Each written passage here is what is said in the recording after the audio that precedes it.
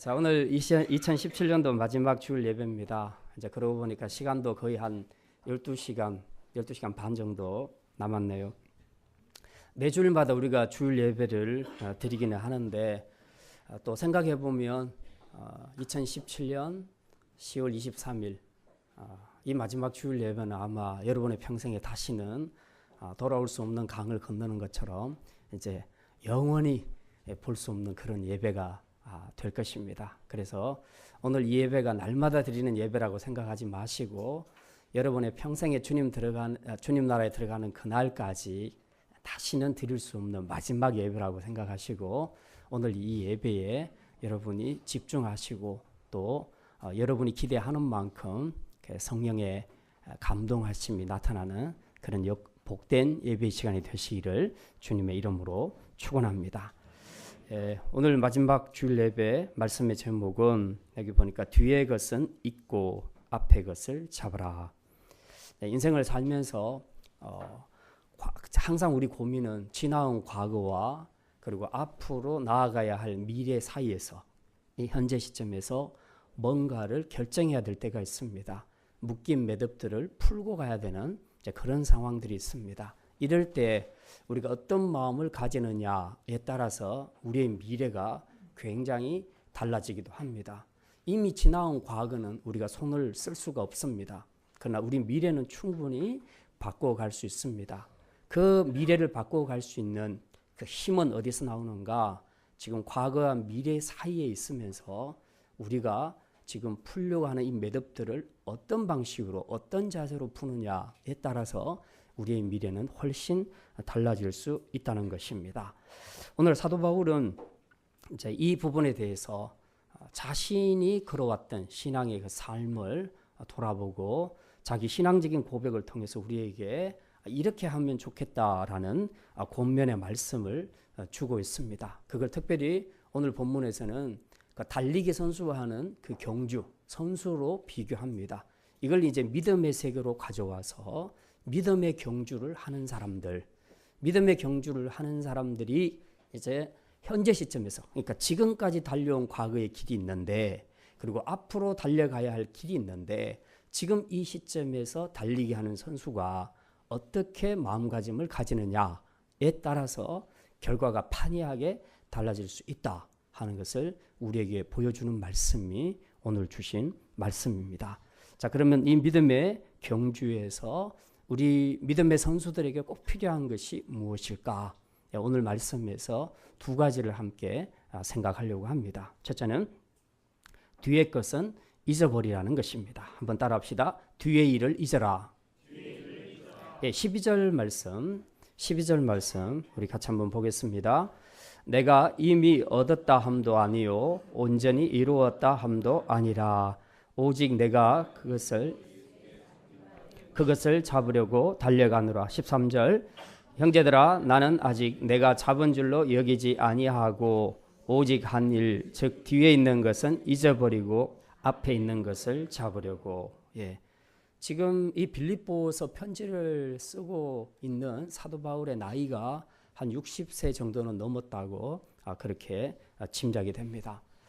그 당시 60세면 살 만큼 다 살았다고 볼 수 있는데 한평생 복음을 위하여 또 그리스도를 위하여서 살아온 그가 자기 자신을 평가할 때에 오늘 여기 본문에 보니까 나는 아직 온전히 이루지 못했다. 또 나는 아직 완전히 잡았다고 말할 수 없다라고 그렇게 표현하고 있습니다. 자, 이렇게 헌신적인 믿음의 일꾼들이 이렇게 겸손하게 표현하는데 하물며 평범하게 사는 우리가 우리 자신을 평가할 때에 나는 다 이루었다. 신앙 안에서 하나님이 나에게 주신 모든 것을 다 이루었다 라고 말할 수 있겠는가?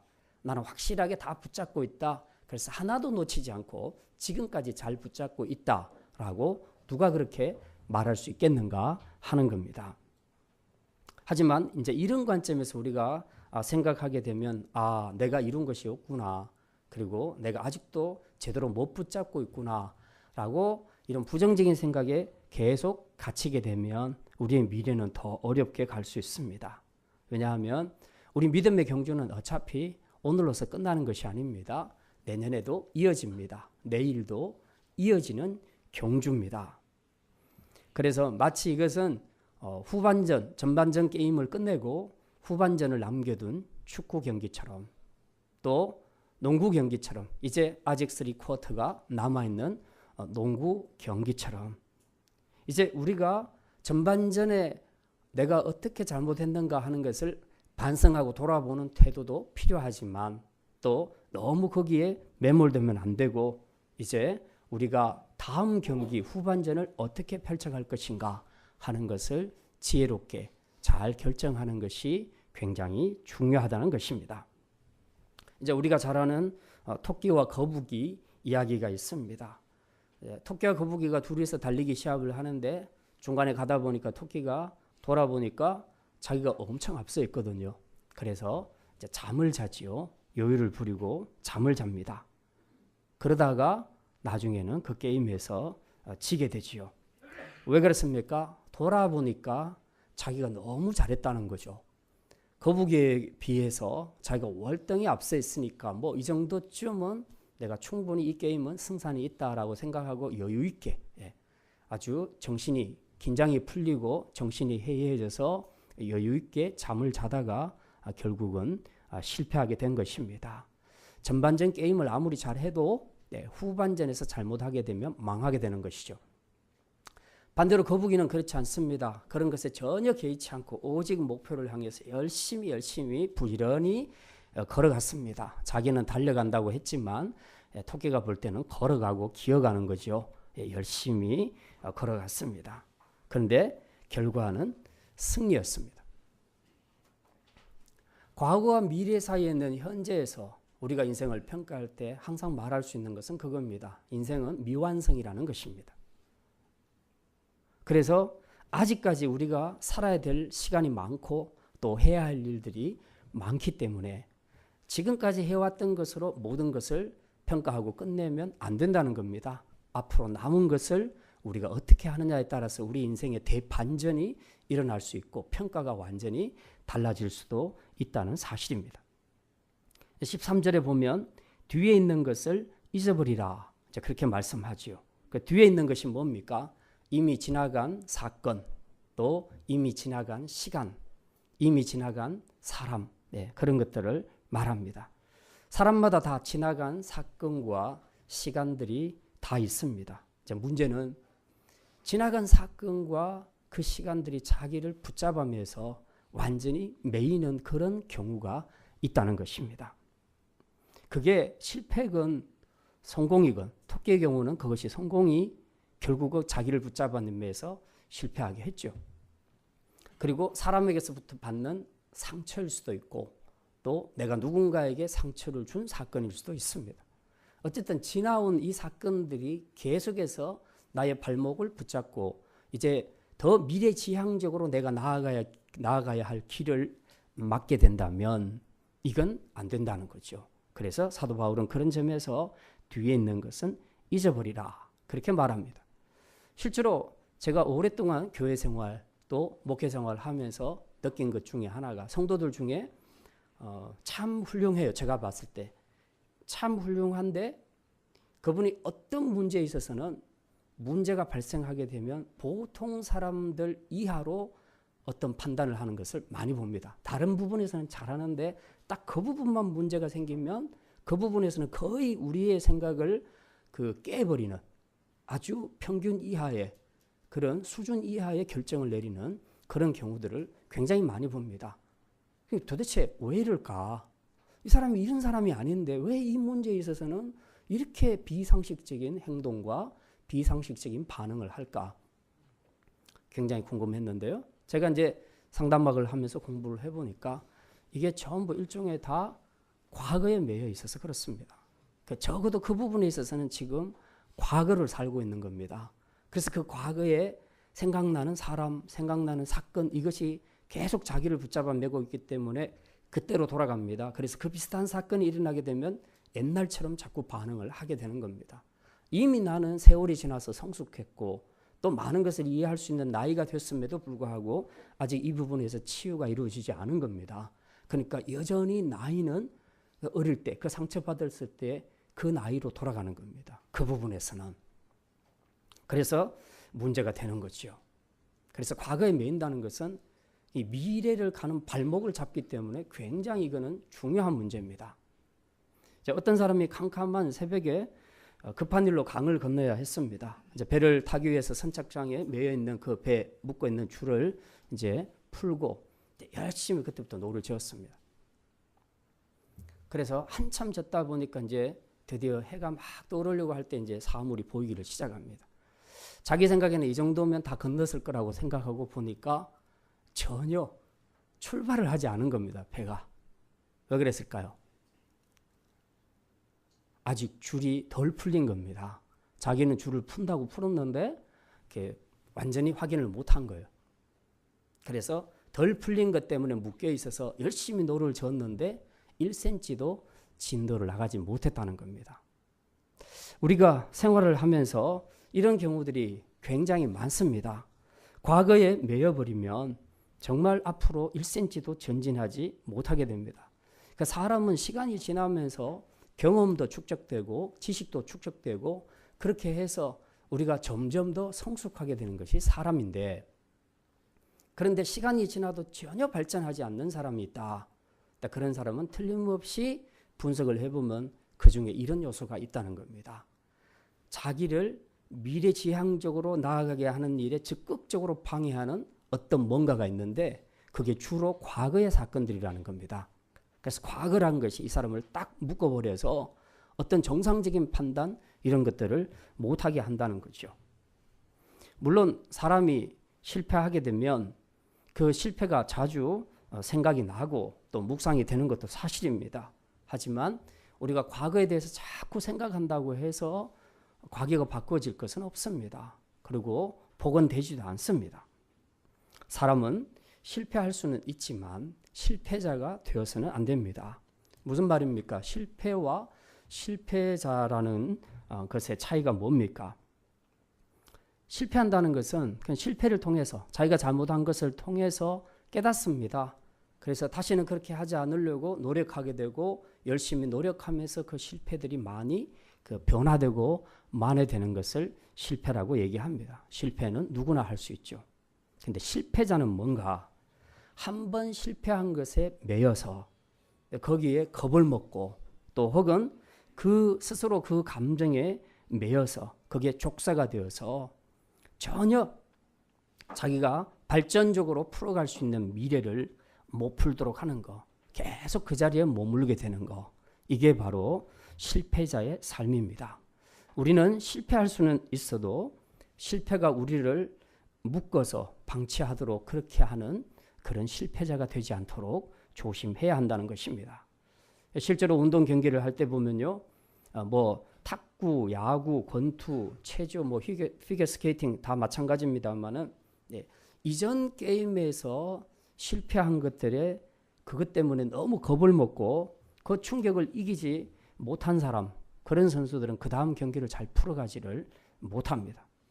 이미 진 경기는 어떻게 할 수 없고 이제부터라도 새롭게 마음을 먹고 이제 화이팅 하면서 시작하게 되면 오히려 역전하는 그런 경우들도 우리가 많이 봅니다.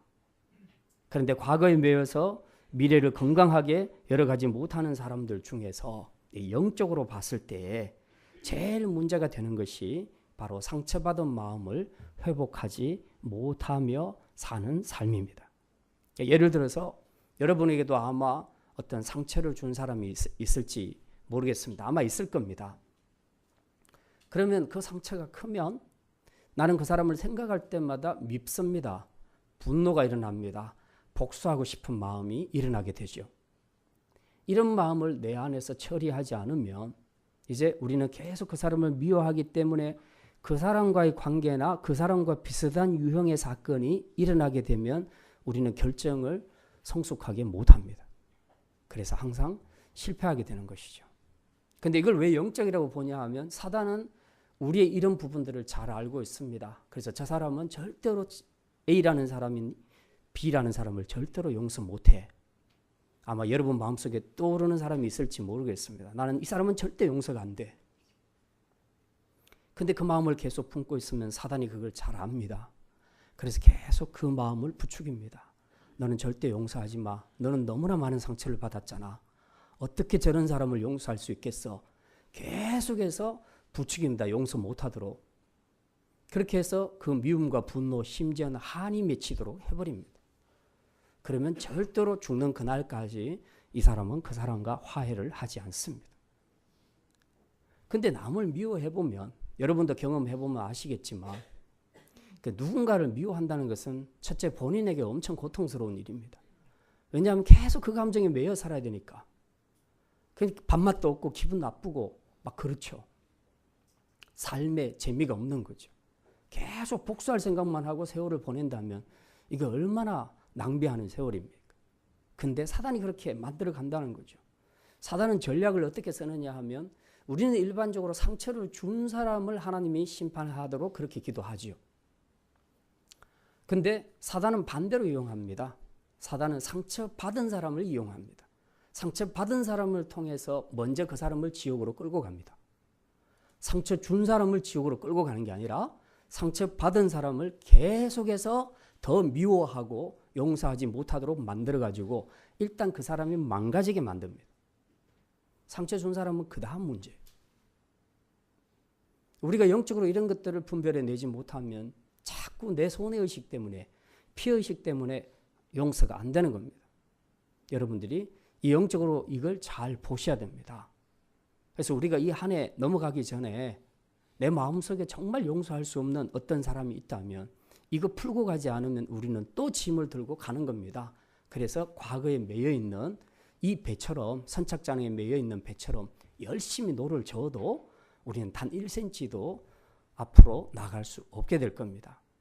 우리가 이런 부분들을 영적으로 잘 분별을 해야 된다는 사실입니다. 이제 우리가 올해가 지나가기 전에 아직까지 마음에 용서되지 않는 그런 사람이 있다면 첫째는 자기가 살기 위해서도 그 사람을 용서해 줘야 됩니다. 용서해 줘야 자기도 마음이 편안하니까 그래야 행복한 삶을 살 수 있지 않겠습니까? 그리고 놀라운 것은 우리가 용서하면 그 다음에 내 안에 치유가 일어납니다. 하나님이 그렇게 하신다는 겁니다. 반대로 우리가 누군가에게 상처를 주며 살았을 수도 있습니다. 그런 경우에는 우리가 할 것은 확실합니다. 사과하고 회개하고 용서를 구해야 합니다. 어쨌든 이렇게 해서 우리가 한 해 한 해 매듭을 풀 때마다 항상 회개하는 것과 용서하는 것, 이 두 가지가 우리 안에서 함께 일어나야 합니다. 그렇지 않으면 이 두 가지 때문에 결국은 우리가 과거에 매인바되어서 그것이 족쇄가 되어 우리의 미래를, 건강한 미래를 여러 가지 못하도록 하게 된다는 사실을 우리가 기억해야 합니다. 그래서 사도 바울은 오늘 이렇게 말하지요. 뒤의 것은 잊어버리라. 뒤의 것은 잊어버리라. 이제 올해도 12시간 정도 남았습니다. 새해 앞으로 여러분이 계획하고 있는 전진해야 될 많은 것들이 있는데 그 일들에 방해되는 과거의 일들, 사건들, 이 모든 것들은 다 지우시기를 바랍니다. 저희가 어릴 때 학교 다니던 시절에서는 지금의 샤프 펜슬 같은 이런 것들이 없었습니다. 다 칼로 깎아서 쓰는 연필, 나무로 된 그런 연필들이었습니다. 근데 이제 기억나시죠? 그 연필들 끝에 보면 꼭다리에 뭐가 있습니까? 지우개가 달려 있습니다. 그 지우개가 왜 달려 있습니까? 쓰다가 실수하면 그거 이제 뒤로 돌려서 이제 지우라고 그렇게 지우개가 달려 있습니다. 우리가 쓰다가 틀리는 것은 내 잘못이 아니에요.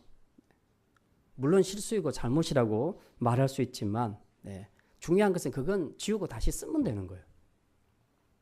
우리가 인생의 그림을 그려갈 때, 우리의 인생의 작품을 만들어갈 때 틀릴 수도 있고 실수할 수도 있고 실패할 수도 있습니다. 이건 아주 당연한 일입니다.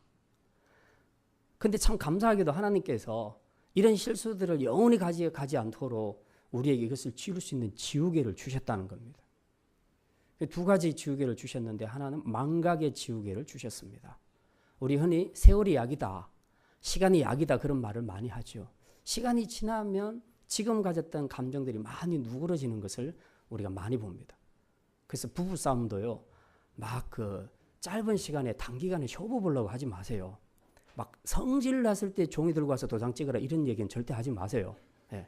그냥 일단 기다리세요. 한 달이건 두 달이건. 기다리시면 저절로 누그러집니다. 다 저보다 더 경험 많이 하셔서 잘 아시죠? 예. 우리가 이 기다리면 시간이 많이 해결해 줍니다. 하나님이 망각의 지혜를 주셔가지고 감정도 기억도 많이 희미해지게 만든다는 겁니다. 이게 참 감사한 선물이죠. 그런데 이것만 갖고는 다 되지 않더라. 개중에는 아주 독특한 사건도 있고 독특한 사건을 경험한 독특한 사람들도 있더라. 이런 사람들은 지우개가 약발이 사람 만든다. 그래서 더 강력한 지우개가 필요한 겁니다. 그게 뭐냐? 이게 이제 영적인 세계에서 필요한 지우개인데요. 그게 바로 아까 제가 말씀드렸던 용서와 회개의 지우개입니다. 그래서 내가 잘못한 것은 회개하고 용서를 구하고 다른 사람이 잘못한 것에 내가 잘못한 것에 대해서는 다른 사람이 잘못한 것에 대해서는 내가 용서해주고 또 내가 잘못한 것에 대해서는 회개하는 것. 바로 이제 이 두 지우개를 우리가 적절하게 사용하게 되면 영적으로 우리가 바르게 설 수 있게 되는 것입니다. 그래서 오늘 이 마지막 주일 예배를 통해서 하나님이 주신 말씀 앞에서 올 한 해 여러분이 하나님 앞에서나 사람들 앞에서 행했던 모든 잘못과 실수와 실패들이 있을 것인데 무엇보다도 사람에게 받은 상처 때문에 여러분의 마음을 사단에게 빼앗기지 마시고 하나님이 주신 가장 좋은 회개와 용서의 지우개를 사용하셔서 다 지워버리시기를 바랍니다. 그래서 내년부터는 이제 치르게 될 새로운 믿음의 경주에서는 더 좋은 성적을 거두는 믿음의 선수들이 되시기를 주님의 이름으로 축원합니다. 자, 두 번째는 뒤의 것을 잊으면서 우리가 동시에 해야 될 것이 있습니다. 이제는 앞으로 달려나가야 되겠죠. 앞의 것을 향하여 달려가야 합니다. 한번 따라합시다. 앞의 것을 잡으라. 달리기 경주를 하면서 달리기 선수들이 자기가 뛰고 싶은 방향대로 아무렇게나 뛰는 선수들은 아무도 없습니다. 그죠? 트랙이 있으면 그 선을 따라서 자기 트랙을 확실하게 선도 밟지 않고 달리는 것이 이게 룰입니다. 그리고 특히 이 마라톤 같은 경우는 그 코스를 정확하게 돌면서 마지막으로 돌아오는 지점이 출발한 그 지점이죠. 네, 그렇게 됩니다. 우리가 믿음의 경주를 할 때도 항상 최종 목표가 있다는 겁니다. 최종 우리가 달려야 할 지점이 있다는 겁니다. 인생도 보면요, 가끔씩 목표의식 없이 사는 사람들이 있습니다. 그래서 그냥 오늘도 그냥 일하러 나가야 되니까 일하고 그리고 저녁 되면 피곤하니까 다시 쉬고 이렇게 해서 이제 살다 보면 나중에 나이 들어서 은퇴하고 나면 내가 어떻게 살았지라는 그런 생각을 하게 된다는 거죠.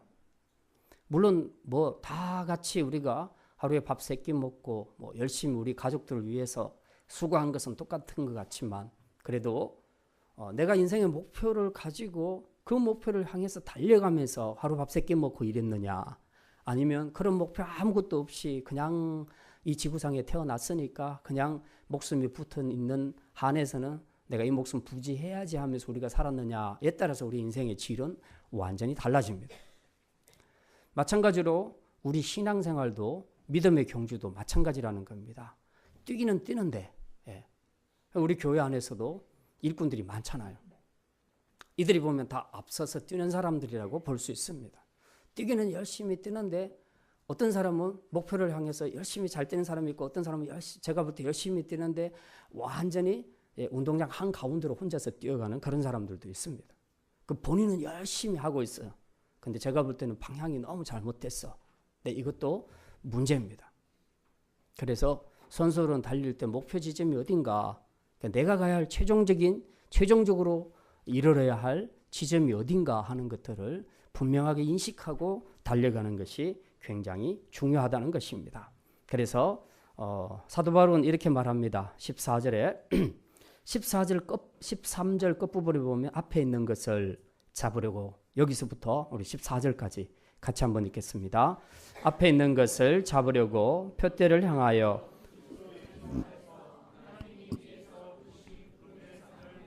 달려가노라. 예. 그래서 12절에도 보면요. 하반절 우리 한번 보겠습니다. 오직 12절 오직부터 시작. 오직 내가 그리스도 예수께 잡힌 바 된 그것을 잡으려고 달려가노라. 여기 보면 사도 바울이 푯대란 용어도 쓰고 있고 또 앞에 것을 향하여 잡으려고 달려간다. 이런 표현을 쓰고 있습니다. 어쨌든 다 이제 지금부터는 내가 이렇게 살겠다는 자신의 결단을 지금 고백하고 있는 내용이죠.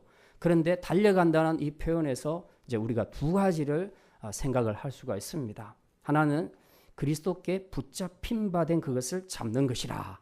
12절에 내가 그리스도 예수께 잡힌 바 된 그것을 잡으려고 달려간다. 요거 하나. 그다음 두 번째로는 14절에 하나님이 위에서 부르신 부름의 상을 위하여 달려간다. 달려가긴 달려가는데 두 가지입니다. 하나는 예수께 잡힌 바 된 그것을 확실하게 잡으려고 달려간다. 또 하나는 마지막 하나님 앞에서 부름의 상을 받기 위하여 달려간다. 그렇게 이야기하고 있습니다. 달려가는데 두 가지. 하나는 단기적인 목표, 하나는 장기적인 목표. 그렇게 표현할 수 있겠습니다. 자, 이 사도 바울의 고백은 굉장히 의미심장합니다. 사도 바울은 예전에 예수 믿는 사람을 자기가 직접 핍박하고 또 잡으러 다녔던, 붙잡으러 다녔던 그런 사람이었습니다. 그런 그가 어느 날 다메섹 도상에서 예수님을 만나면서 그 인생이 완전히 바뀌게 되는데요. 자기가 예수 믿는 사람을 붙잡으려고 가다가 다메섹 도상에서 예수님께 붙잡힌 바 되었습니다. 완전히 잡혀버렸습니다. 그리고 그 이후로 그의 인생의 모든 목표는 계속 붙잡힌 상태에서 살아가는 것. 그걸 굉장히 기쁘게 생각했다. 그걸 자기 인생의 목표로 생각하고 더 붙잡혀야 되겠다라고 생각하는 것이 12절의 내용입니다. 내가 그리스도 예수께 이미 잡혀 있는데 더 확실하게 잡히려고 내가 달려간다라고 그렇게 말하고 있습니다. 이 세상에 정말 가장 고상한 지식 그리고 그 어떤 보화보다도 예수님은 가장 보배로우신 분이기 때문에 그분에게 붙잡혀 사는 바로 이 삶이 자신에게는 가장 행복한 삶이고 가장 복된 삶이라고 스스로 생각했다는 겁니다. 그래서 기왕이면 좀 더 붙잡혔으면 좋겠다. 우리가 신앙생활하면서 보면 확실하게 붙잡힌 사람이 있고요. 어설프게 붙잡힌 사람들이 있습니다. 분명히 열심히 교회를 하는데 확실하게 붙잡힌 사람과 어설프게 붙잡힌 사람은 확실하게 차이가 납니다. 사도 바울은 오늘 자기가 더 확실하게 붙잡히기를 원한다 하는 뜻으로 12절에서 그렇게 고백을 하게 됩니다. 그래서 이렇게 확실하게 붙잡힌 바 된 사람, 그런 사람은 이제 어떤 고통과 고난도 기꺼이 받을 각오가 되어 있다는 것을 말합니다. 이게 단기적인 목표라고 할 수 있습니다. 다음 장기적으로는 14절에 기록한 것처럼 하나님이 위에서 부르신 부름의 상을 바라보고 달려간다라고 그렇게 말합니다. 예수께 붙잡힌 사람은 공통적인 특징이 하나 있는데요. 그게 뭐냐면 보는 시각이 달라집니다. 세상을 보는 시각이 달라집니다. 전에는 나를 유혹하는 것들이 되게 많았습니다. 세상에. 그래서 부자가 되는 것, 또 명예를 얻는 것, 권력을 가지는 것, 뭐 이런 여러 가지 세상적인 목표들이 있습니다. 우리 학생들이 자기 진로를 결정할 때에 또 자기가 앞일을 생각할 때 제일 많이 생각하는 요소들을 보면 다 그런 것들이 있습니다. 그것 자체가 잘못된 것은 아닌데 그것이 전부이고 그것이 내 인생의 최종적인 목표인 것처럼 그렇게 생각하게 된다면 거기에 올인할 수밖에 없습니다.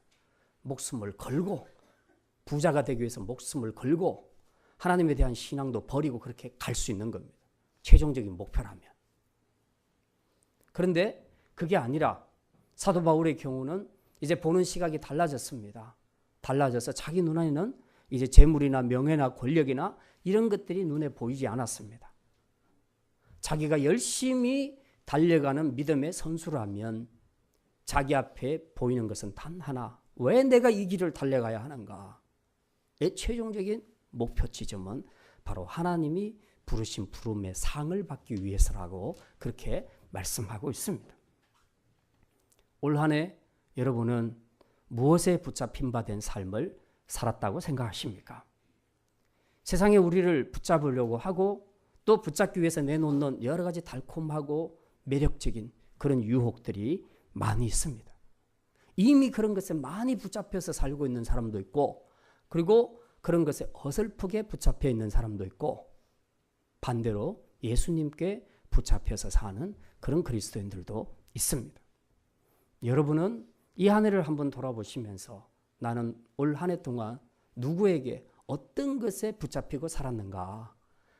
나를 붙잡고 있는 그것이 나에게 과연 생명을 줬는가? 나를 영적으로 하나님 앞에서 더 성숙하게 만들었는가? 우리가 그런 것들을 돌아볼 필요가 있습니다. 우리가 누구에게 붙잡힌 바 되었느냐에 따라서 우리의 삶은 달라집니다. 우리가 잘 아는 삼손은 누구에게 붙잡혔죠? 드릴라에게 붙잡혔습니다. 이 사랑에 빠져서 눈이 멀어서 여자에게 완전히 붙잡힌 바 되었습니다. 그 순간은 굉장히 행복할 것 같았습니다. 너무너무 행복하고 내가 사랑하는 이 미모의 여인과 함께 할 수 있다면 정말 나는 모든 것을 다 버려도 좋아할 정도로 그렇게 사랑에 빠졌습니다. 그런데 자기를 붙잡았던 그 존재가 결국 삼손에게 뭘 가져다 줬습니까? 삼손이 그 여자에게 붙잡혀서 마지막 얻은 것이 뭐였습니까? 없습니다. 두 눈이 뽑히고 하나님 앞에서 사사로서 그 능력을 완전히 상실하고 말았습니다. 우리가 누구에게 붙잡힌 바 되느냐에 따라서 완전히 우리 인생이 달라진다는 것을 우리는 기억해야 합니다.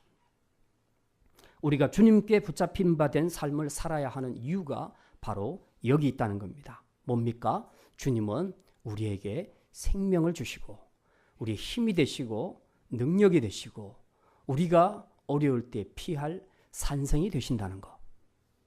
그래서 우리는 주님 앞에 붙잡혀 있는 것이 그게 축복이고 우리가 사는 길이라는 겁니다. 오늘 우리가 이 한 해를 마무리하면서 하나님 앞에서 우리의 목표가 사도 바울처럼 내가 붙잡혔는데 어설프게 붙잡힌 상태로 살지 말고 좀 더 강력하게 주님 앞에 붙잡혔으면 좋겠다. 이것이 저와 여러분의 소원이 되기를 주님의 이름으로 축원합니다. 그리고 또 한 가지 사도 바울의 목표는 이제 하나님이 부르신 부르심의 상을 바라보고 나아간다고 했습니다. 여러분이 올 한 해 동안 열심히 달려온 그 길을 돌아보십시오. 그 길 끝에 무슨 상이 기다리고 있습니까? 어떤 보상이 기다리고 있을 수도 있습니다. 그러나 그것이 영원한 것입니까? 그리고 그것 때문에 결국 우리가 행복해졌습니까? 그게 아니라면 우리가 오늘 이 말씀 앞에서 다시 한번 돌아봐야 할 것입니다. 우리 인생은 정말 천년만년 여기서 지속되는 것이 아닙니다. 옛날 성경은 다 70, 그리고 강건하면 80이라 했습니다. 지금은 한 20년씩은 더 못해야 될 것 같습니다. 그래서 우리 인생은 90, 강건하면 100이라. 그래봤자 거기서 거기입니다. 언젠가는 우리 다 죽을 거고요. 저희 어머님도 요양원에 계시지만 한 번씩 가면 그런 생각이 듭니다. 살았다 할 수 있을까? 지금 자식들만 기억하고 있고 과거의 사건만 좀 기억하지 치매거든요. 다 기억을 못합니다. 그러니까 저희들이 가도 어떤 대화가 안 돼요. 그냥 알아보고 그 이야기만 하지 그 이상의 대화는 진척이 안 됩니다. 근데 계속 식사는 하시고 누워있고 힘들면 누워있고 이제 그런 거죠. 그러니까 살았다 할 수 있을까? 그냥 생명만 붙어 있는 거지. 이런 삶을 살았다 할 수 있을까? 이런 세월을 20, 30년간 더 보내면서 장수하는 것이 무슨 그런 큰 의미가 있을까? 막 그런 생각이 들 때가 참 많이 있습니다. 그래도 생명은 하나님께 속한 것이니까 하나님이 불러가시는 그날까지 우리는 최선을 다해서 자식으로서 효도는 해야 되겠죠. 그러나 진짜 우리가 활동력을 가지고 의미 있게 살아가는 우리 인생은 제가 볼 때 한 70 정도, 많으면 80. 사람에 따라서 다르지만 그럴 것 같다는 생각이 듭니다. 이 짧은 인생 두고 뭘 그렇게 부귀영화를 누리겠다고 크게 목숨을 걸고 사람들을 배신하고 이런저런 더러운 죄들을 짓고 하나님 앞에서 신앙도 그냥 헌신발짝 버리듯이 다 던져버리고 그렇게 우리가 살아야 되겠는가? 우리에게는 영원한 천국, 영원한 나라가 기다리고 있는데 그 나라를 바라본다면 우리가 이 몇십 년 좀 우리가 감내할 수 없을까? 그런 생각을 할 때가 굉장히 많습니다.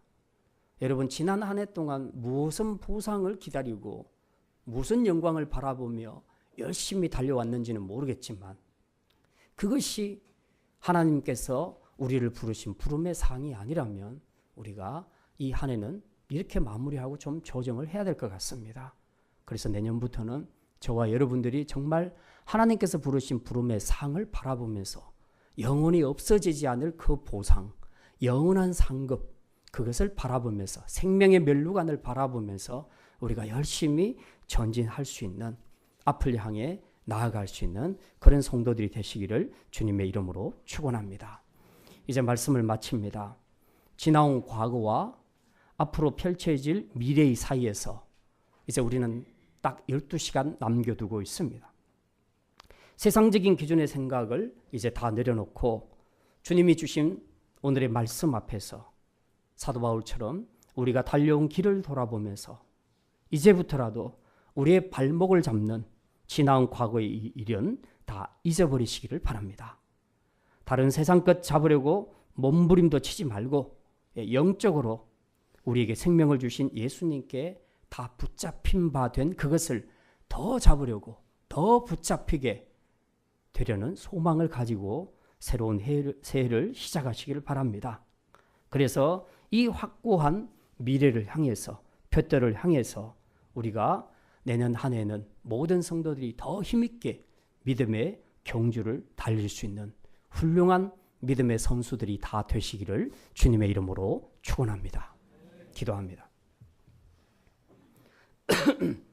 하나님 감사합니다. 지난 한 해도 우리가 열심히 달려온 길을 생각하면 정말 거기에 무슨 큰 영광이 있고 보상이 있는 것 같지만 그러나 정말 그것들이 썩어질 것들이었고 하나님께서 우리를 위해서 예비하신 하늘의 영원한 상급이 아니었음을 생각할 때 참으로 부끄럽습니다. 그럼에도 불구하고 이때까지 우리를 포기하지 아니하시고 변함없는 사랑으로 우리와 함께 해주신 주님의 은혜에 감사드립니다. 이제 지나온 과거의 일로 우리가 매여서 앞으로 나아가는 일에 방해를 받지 않도록 용서할 것은 용서하고 풀 것은 풀게 하셔서 이제 주님께 더 붙잡힌 바 된 삶으로 달려가는 내년 한 해가 되게 하여 주시옵소서. 특별히 없어질 이 땅에서의 보상과 성공의 목표를 두고 달려가는 헛된 인생이 아니라 주님 약속하신 그 부르심의 상을 바라보며 어떤 어려운 상황 속에서도 주님만을 향해 달려갈 수 있는 복된 믿음의 선수들 되게 하여 주시옵소서.